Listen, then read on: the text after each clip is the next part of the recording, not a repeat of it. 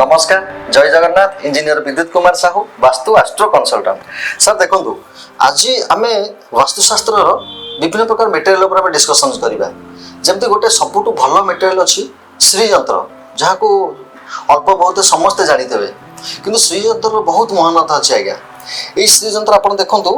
यहाँ स्फटिक पत्थर तैयारी दरकार एवं तार सेपटा अति सुंदर होता दरकार से छोट हो ना कहीं छोट हो बड़ हो आप जेकोसी श्रीयंत्र को आज्ञा आप घरे पूजा करेंगे। प्रथम कथा है श्रीयंत्र महत्व कौन श्रीयंत्र हूँ स्वयं माँ लक्ष्मी तेणुक श्रीयंत्र को आप जो पूजा करेंगे पूजा कले आप कौन फल पाइबे देखो सुख शांति धन संपत्ति प्रत्येक जिन इवेन एमती भी कह जाए जे माँ जदि संतुष्ट थे श्रीयंत्र जन पूजा कर सी माने तार फेरी जाइए बहुत जिनस भी सी पाइपर तेणुक श्रीयंत्र माने पूजा कर विधि बहुत अच्छी आपड़ करेंगे केमती आज्ञा गोटे छोट रूपा थालीटे किणवे प्रथम श्रीयंत्र को स्नान करेंगे क्षीर रे स्नान कर सारा पुणी एगेन गंगा जल स्नान करेंगे तापर कौन करेंगे आप रूपा थाली भाव में आप रूपा थाली रखिए तो रखी सारापर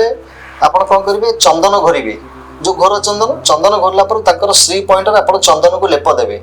एवं चंदन को लेप दे सारापर माँ को